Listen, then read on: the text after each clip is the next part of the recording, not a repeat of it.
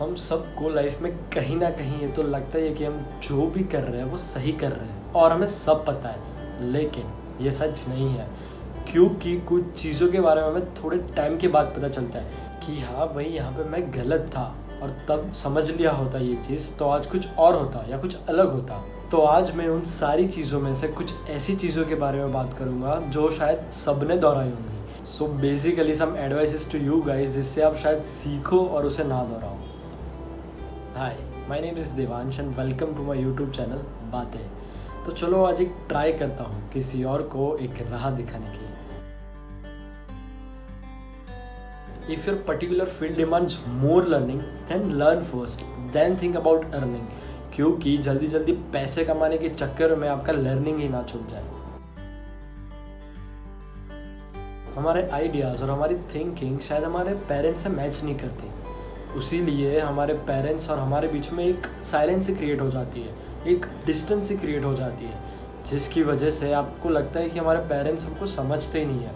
हम जो भी करते हैं या बोलते हैं वो हमें समझ ही नहीं पाते। पर थोड़ा टाइम के बाद पता चलता है कि उनका शायद कहने का तरीका अलग है, लेकिन उनके इंटेंशंस कभी गलत नहीं होते। तो अभी समझ लो, अपनी खुद की हेल्थ की फिगर आप खुद नहीं करोगे तो और कौन करेगा। इस एज में लग रहा होगा कि कहाँ कुछ हो ही रहा है तो लगाओ सुट्टा, और जो होगा वो देखा जाएगा।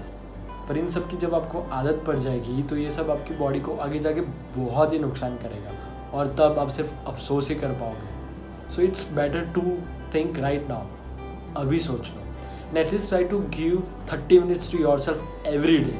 जॉगिंग कर लो और प्ले समथिंग आपकी खुद की हेल्थ के लिए। स्टे डाउन टू अर्थ, कोई रॉकेट साइंस नहीं इसमें।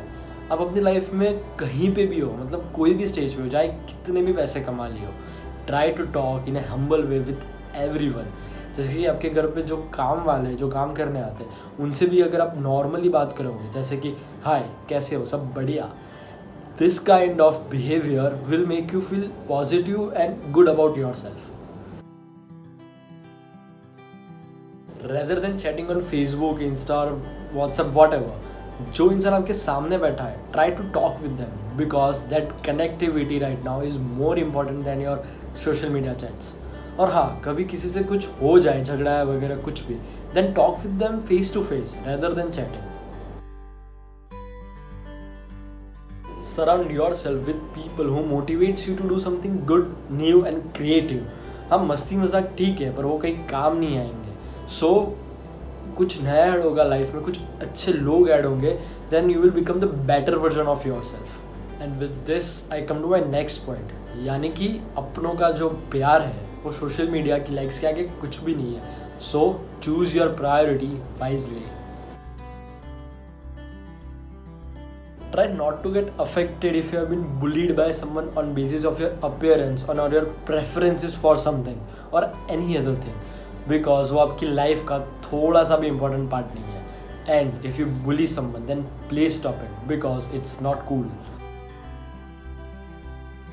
गो ऑन ए सोलो ट्रिप, यानी कोई लग्जूरियस जगह पे नहीं, ऐसी जगह पे where you can explore your self, जहाँ काम खुद करना पड़े, लाइक घूमना फिरना सब इंडिपेंडेंट, उसका मजा ही अलग होगा।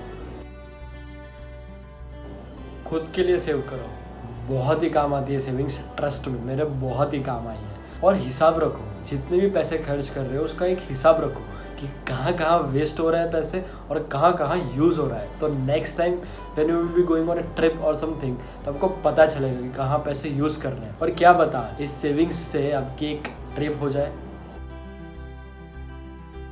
प्यार आपको बहुत कुछ करने को कहेगा, लिमिटलेस हो जाने को कहेगा, दौड़ने को कहेगा, और आप वो सब करोगे भी, which is not wrong I guess. पर क्या वो वर्थ है? क्या आप अपने आप को खो तो नहीं रहे हो?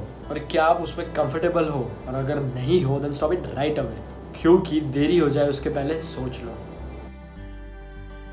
सो प्यार तो ठीक है, पर करियर भी कुछ होता है। अगर वेल सेटल्ड नहीं होंगे तो प्यार को कैसे संभालोगे? सो प्यार तो ठीक है, पर दोनों को करियर के बारे में भी सोचना है, क्योंकि वो ज़माना गया कि लड़का कमा लेगा तो लड़की नहीं कमाएगी तो चलेगा। The era has changed positively. So एक बार करियर के साथ वेल सेटल हो जाओ और फिर प्यार के साथ।